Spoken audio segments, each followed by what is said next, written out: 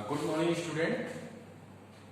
आज हम लोग conversion of infix expression into post fix expression using stack के एक प्रॉब्लम को सॉल्व करेंगे। इससे पिछले लेक्चर में हमने एल्गोरिथम का एक्सप्लेनेशन किया था, जिसमें एक इनफिक्स एक्सप्रेशन को पोस्ट फिक्स फॉर्म में यूजिंग स्टैक कैसे हम उस एल्गोरिथम को इंप्लीमेंट करेंगे, स्टेप बाय स्टेप्स उस एल्गोरिथम को हमने एक्सप्लेन किया था। तो आज उसी एल्गोरिथम पर एक न्यूमेरिकल को सॉल्व करते हैं, क्योंकि बहुत ही इंपॉर्टेंट है। और जो न्यूमेरिकल मैंने उठाया है, जो प्रॉब्लम लेकर हम आए हैं, इस प्रॉब्लम में उस एल्गोरिथम के सभी स्टेप्स कवर हो जाएंगे। अगर हम इस प्रॉब्लम को समझ गए और उसके बाद कोई भी प्रॉब्लम अगर हमको मिलता है तो हमको बहुत आसानी होगी उसको सॉल्व करने में। तो एल्गोरिथम का कॉन्सेप्ट आपको क्लियर है। एक बार मैं ब्रीफ कर दूं कि एल्गोरिथम में क्या कहा गया था। कहा गया था कि polish Q is an arithmetic expression written in infix form.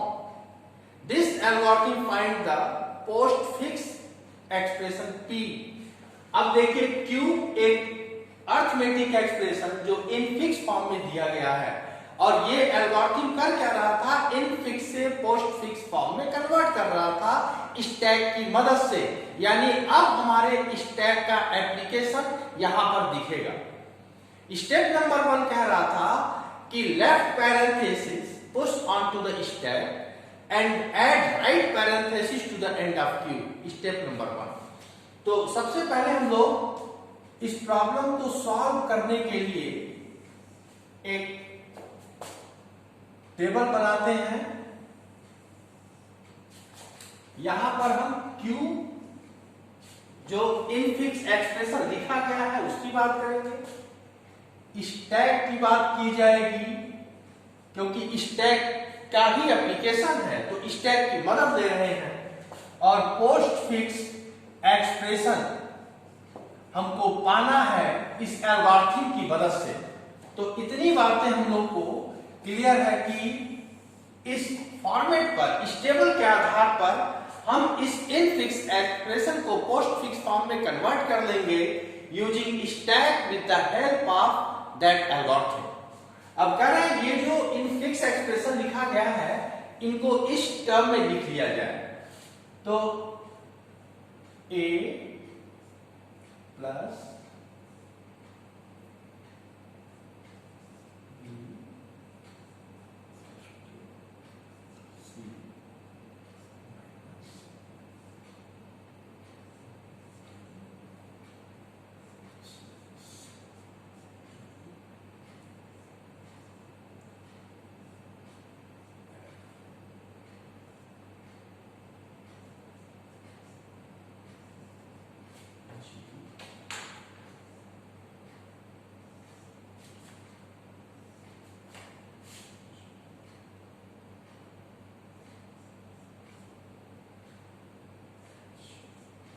आप देखें, मैंने उस प्रॉब्लम को इस तरीके से ब्रेक कर दिया है। वही प्रॉब्लम जो इस तरह लिखा गया है, अब मैं टॉप डाउन के टर्म में लिख लिया है मैंने। फाइन। अब इसकी तरह हम की लाइन मिसमैच ना हो, इस तरीके से इसको ड्रा कर लेते हैं, क्योंकि यही हमारा प्रॉब्लम का आंसर देगा कि कोई भी लाइन ओवरलैप ना होने पाए। इस वजह से मैं एक टेबल ड्रा कर ले रहा हूं। एल्गोरिथम को एक बार समझ जाएंगे, अगर आप इस प्रॉब्लम को लगा लेंगे तो वो एल्गोरिथम अपने आप आपको समझ में आ जाएगा, और जब भी एक प्रॉब्लम मिलेगा उस एल्गोरिथम को ध्यान में रखते हुए ही हम सॉल्व करेंगे। और बहुत इंटरेस्टिंग टॉपिक है ये। आपको अच्छा लगेगा जब आप इस तरह के प्रॉब्लम आएंगे और आप सॉल्व करेंगे।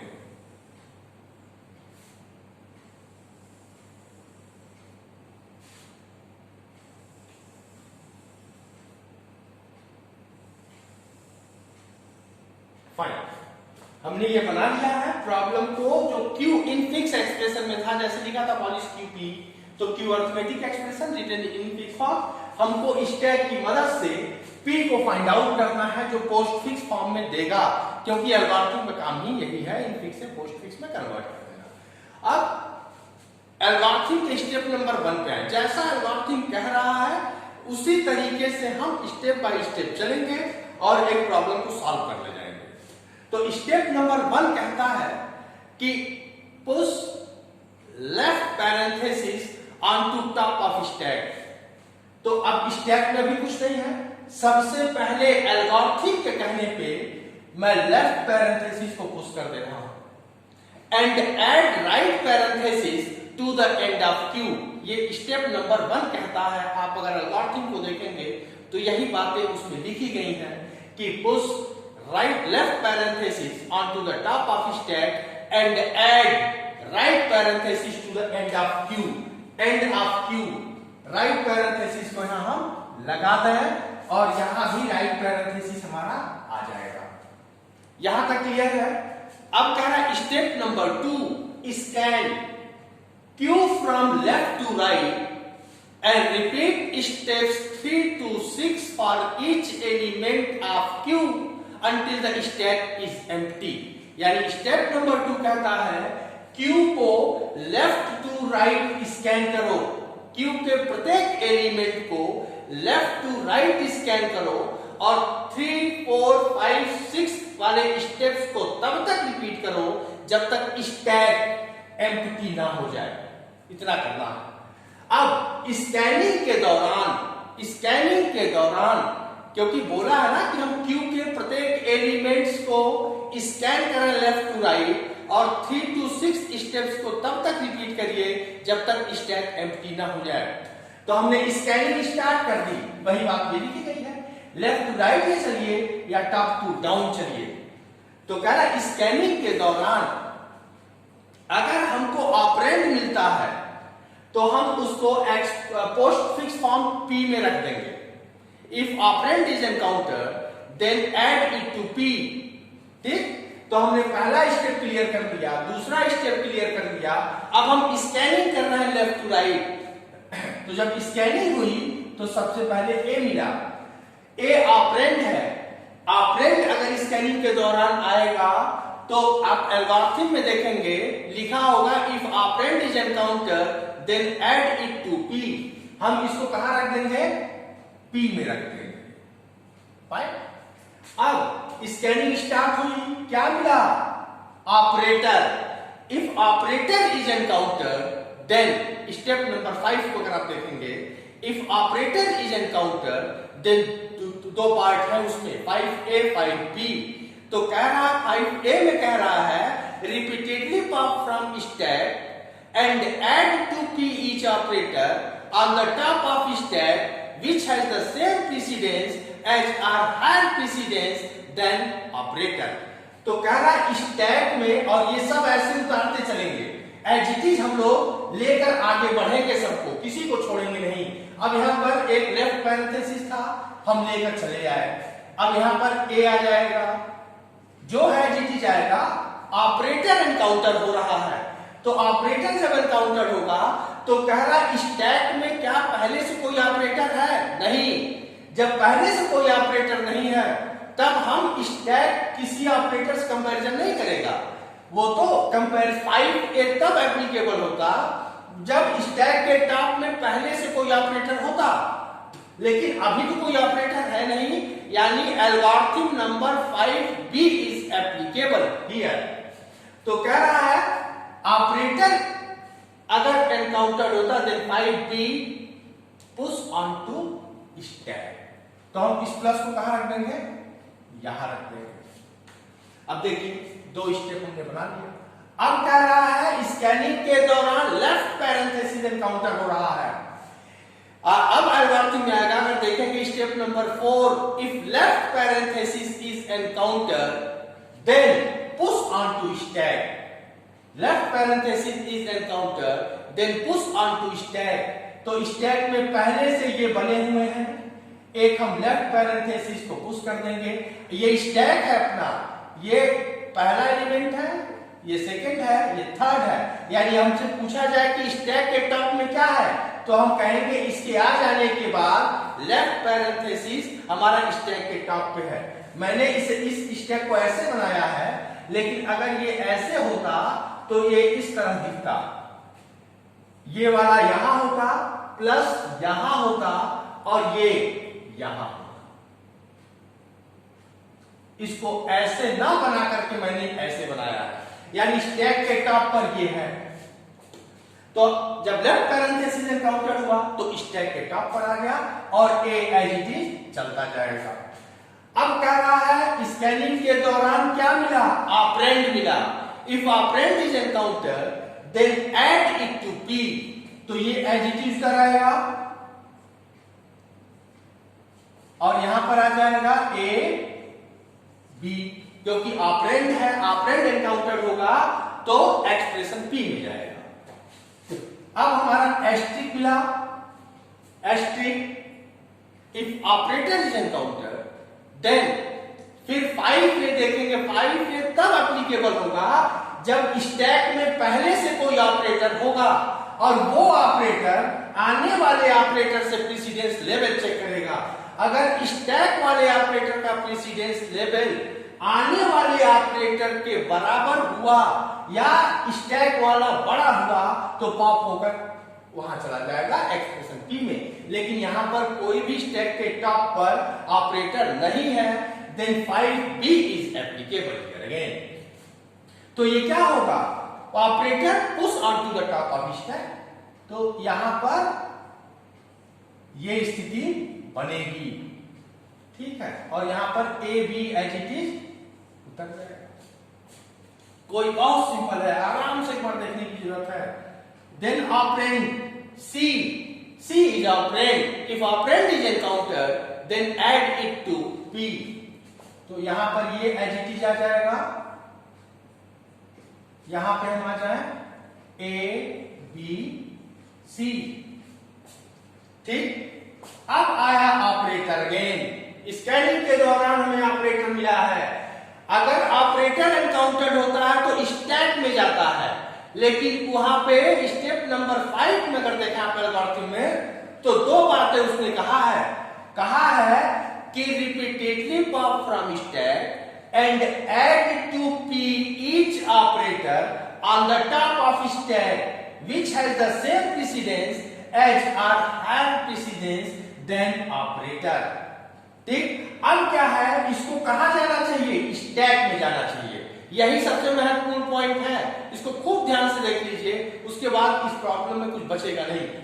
अब कह रहा है इसको यहां पर जाना चाहिए, लेकिन स्टैक के टॉप में पहले से ही एक ऑपरेटर बैठा हुआ है, तो ये ऑपरेटर क्या करेगा, आने वाले ऑपरेटर से प्रेसिडेंस लेवल चेक करेगा। कौन चेक करेगा, ये स्टैक वाला ऑपरेटर करेगा और कहेगा कि मेरी प्रायोरिटी, मेरा प्रेसिडेंस लेवल तुमसे ज्यादा है, जो तुम आ रहे हो तुम्हारी प्रायोरिटी कम है, क्योंकि आपको प्रेसिडेंस लेवल मैंने एप्लीकेशन ऑफ स्टैक में बताया था कि ये होता है।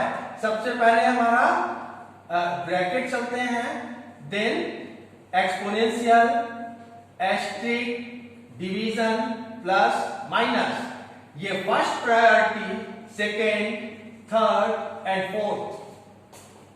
तो कह रहा है कि इनको स्टैक में जाना है, ऑलरेडी वहां पर एक ऑपरेटर एस्टेरिस्क बैठा हुआ है स्टैक के टॉप पर। वो कह रहा है कि मैं तुम्हारा प्रेसिडेंस लेवल चेक करूंगा। अगर स्टैक वाले ऑपरेटर का प्रेसिडेंस लेवल या प्रायोरिटी लेवल आने वाले ऑपरेटर से बड़ा हुआ या बराबर हुआ तो स्टैक वाला ऑपरेटर पॉप होकर एक्सप्रेशन पी में चला जाएगा। यानी सीधा अगर हम कहें तो स्टैक वाला कहता है कि मैं पावरफुल हूं, तुम जब भी मेरे पास आओगे मैं तुमसे प्रायोरिटी चेक करूंगा। अगर मैं तुमसे बड़ा हुआ या बराबर हुआ आने वाले से तो मैं एक्सप्रेशन पी में चला जाऊंगा। लेकिन अगर ये छोटा हुआ, आने वाला ऑपरेटर की प्रायोरिटी बड़ी हुई, तो ये कहेगा आओ मेरे पास बैठ जाओ और तुमको टॉप पोजीशन में देता हूं। बस यही समझने की बात है। तो ये क्या हुआ, ये बड़ा हो गया। ये छोटा हुआ, अब ये उछल के यहां चला जाएगा और कहेगा तुम छोटे हो, मैं तुम्हारे साथ नहीं बैठ सकता। अब ये यहां से निकलेगा, यहां पे क्या आएगा प्लस और यहां पर माइनस, क्योंकि ये यहां चला जाएगा, क्योंकि इसकी प्रायोरिटी लेवल बड़ी थी, आने वाले से बड़ी होगी या बराबर होगी तो स्टैक वाला पॉप होकर एक्सप्रेशन पी में चला जाएगा और छोटा वाला यहां पर आ जाएगा इस एस्टेरिक की जगह। फाइन। अब अगेन लेफ्ट पैरेंथेसिस जब एनकाउंटर होगा then push on to stack. तो यहां पे अगर आए तो ये स्थिति बनेगी, देख सकते हैं आप ये, और यहां पर एज इट इज ये उतर आएगा। फाइन। अब आ गया डी ऑपरेंड है, ऑपरेंड जब भी एनकाउंटर होगा वो एक्सप्रेशन पी में जाएगा, तो एज इट इज चलते रहिए, A B C asterisk D. Fine. अब स्लैश एक ऑपरेटर आया है, क्या स्टैक के टॉप में ऑपरेटर है? नहीं है, तो कोई कंपैरिजन नहीं करेगा ये, और धीरे से ये ऑपरेटर स्टैक के टॉप में आकर प्लेस हो जाएगा और ये एज इट इज एक्सप्रेशन यहां पर उतर आएगा। ठीक है। अब आ गया E, operand E, if operand is encounter then add it to P. ये यहां पर एज इट इज सेम उतार देंगे हम इसको, और यहां पर आ जाएगा A B C asterisk D E. अब यहां पर क्या आया? एक्सपोनेंशियल ऑपरेटर को स्टैक में जाना है, लेकिन जब स्टैक में जाएगा तो स्टैक के टॉप पर पहले से एक ऑपरेटर पड़ा हुआ है। अब ये ऑपरेटर आने वाले ऑपरेटर से प्रेसिडेंस लेवल चेक करेगा। ये क्या है? छोटा है, इसकी प्रायोरिटी छोटी है, इसका प्रायोरिटी बड़ा है, देख सकते हैं आप यहां। ठीक है। आप ये मिला, आप देखिए यहां पर क्या है? स्लैश है, ये इसकी बड़ी है, ये छोटी है, तो कह रहा है कि ये छोटा हो गया और ये बड़ा हो गया। अब ये कहेगा मैं तुमको अपने पास बैठाता हूं और तुमको टॉप पोजीशन देता हूं, क्योंकि ये इसकी प्रायोरिटी छोटी हो गई और ये बड़ी हो गई। अगर ये बड़ी प्रायोरिटी का होता, ये छोटी प्रायोरिटी का होता, तो ये ऑपरेटर वहां पर चला जाता, लेकिन यहां पर स्थिति उल्टी है, यानी ये हमारा एक्सप्रेशन बनेगा और यहां पर टॉप पर आ गया एक्सपोनेंशियल। ये सबसे महत्वपूर्ण लाइन, और यहां पर A B C asterisk D E. ठीक है। अब F, operand is encounter then add it to P.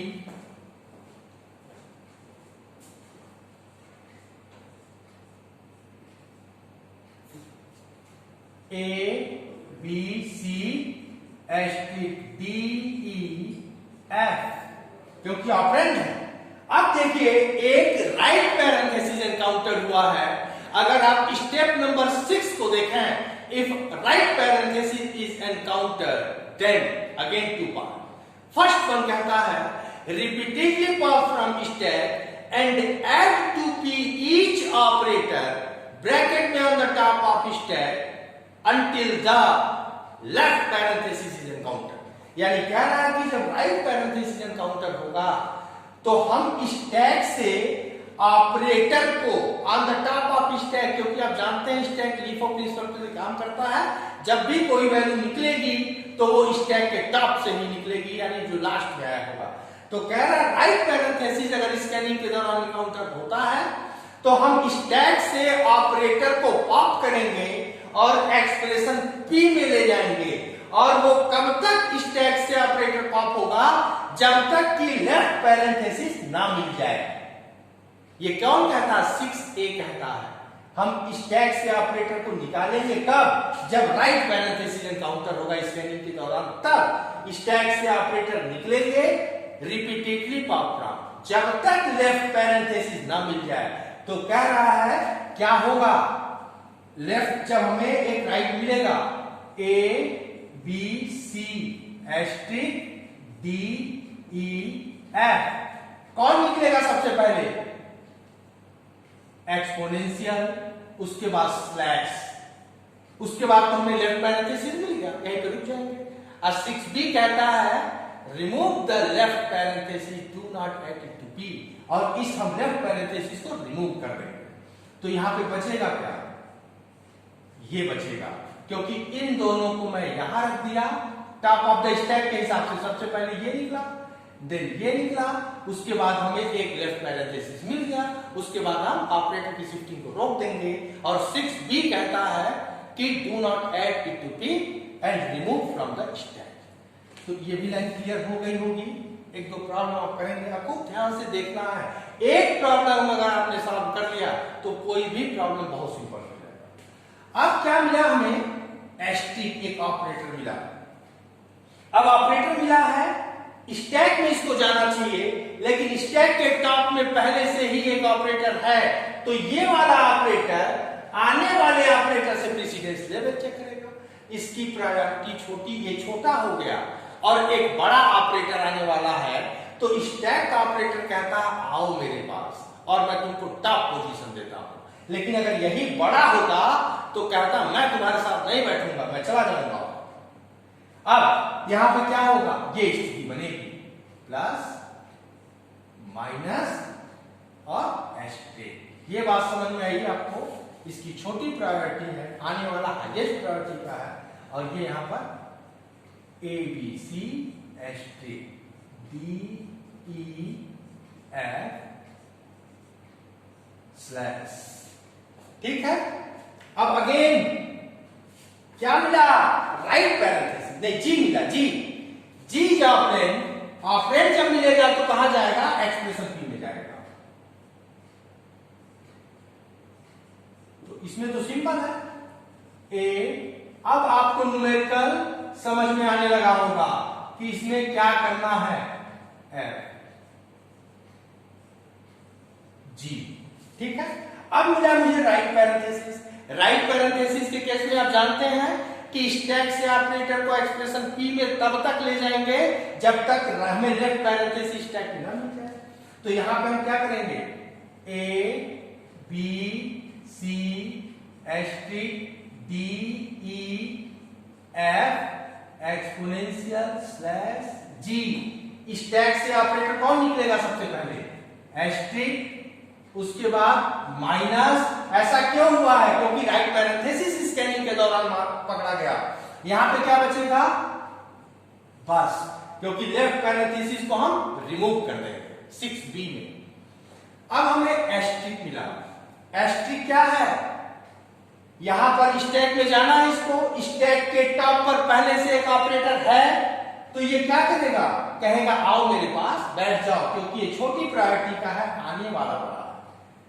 यहां पर ये स्थिति बनेगी, फाइन। और यहां पर क्या हो जाएगा? A B C asterisk D E F slash exponential slash G asterisk minus. ठीक है। अब एच क्या है? ऑपरेंड है, वो एक्सप्रेशन पी में जाएगा। तो यहां पर ये, यहां पर A B C asterisk D E F exponential slash G minus H को कहां जाना है? यहां आना है, फाइन। अब हमारा लास्ट में बचेगा एक राइट पैरेंथेसिस। और राइट पैरेंथेसिस जब एनकाउंटर होता है तो आपको पता है कि क्या होगा?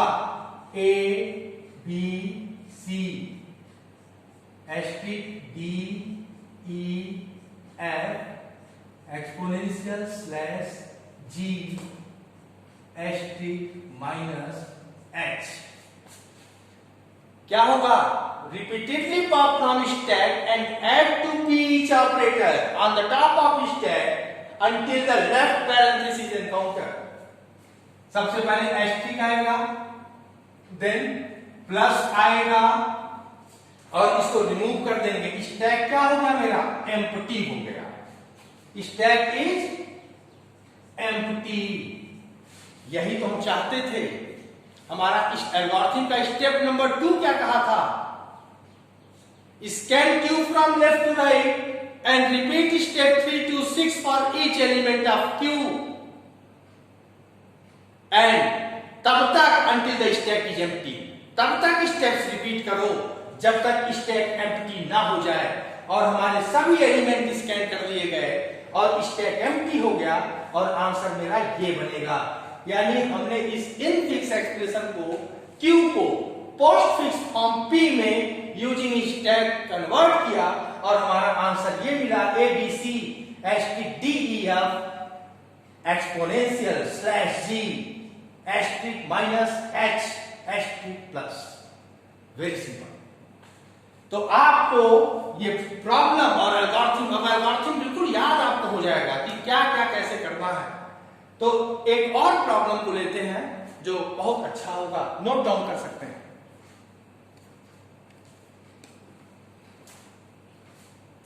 Very good.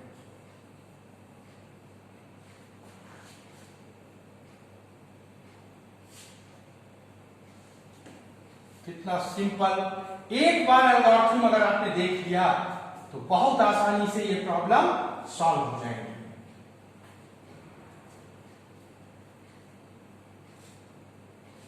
एक प्रॉब्लम को और लेते हैं।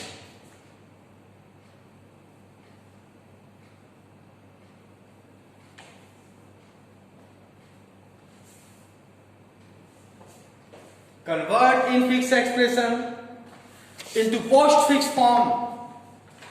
Convert infix expression into postfix form. I think आपको प्रॉब्लम समझ में जरूर आई होगी और एक एक स्टेप्स को बहुत आराम से देखिएगा, क्योंकि ये जो मैंने प्रॉब्लम लिया था ना, इसमें एल्गोरिथम के सभी कंडीशंस मिलते हैं और उसके आधार पर आप कोई भी प्रॉब्लम सॉल्व कर सकते हैं। तो एक और प्रॉब्लम लेते हैं, convert infix expression into postfix form using stack. Stack की मदद से हम सॉल्व करेंगे। फाइन। वो problem 2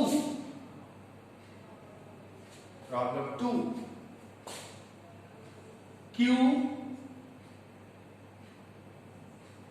A minus B slash C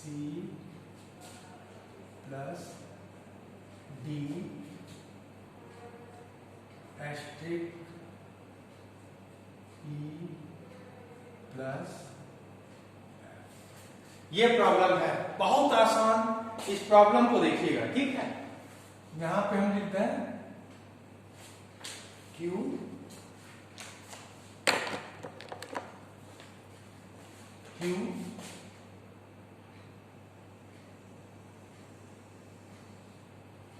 ये हमारा स्टैक,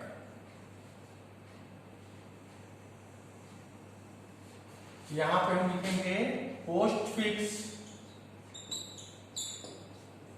P, यही हमको चाहिए। ठीक है, अब इसको ब्रेक करके लिख लेते हैं, A minus B slash C plus D asterisk E plus F। इसको ब्रेक करना जरा।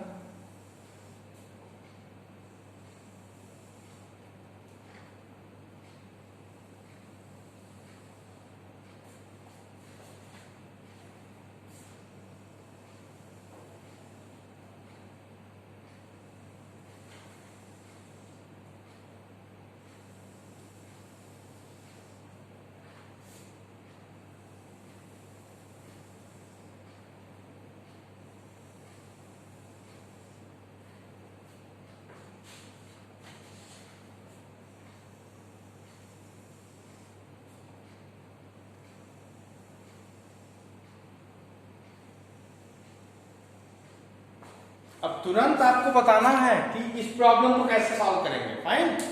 कैसे? अब सबसे पहले एल्गोरिथम के ये तो पता चल गया क्यू है, इन फिक्स एक्सप्रेशन में स्टैक की हम यूज कर रहे हैं और एक्सप्रेशन पी यही फाइंड आउट करना है एल्गोरिथम की मदद से।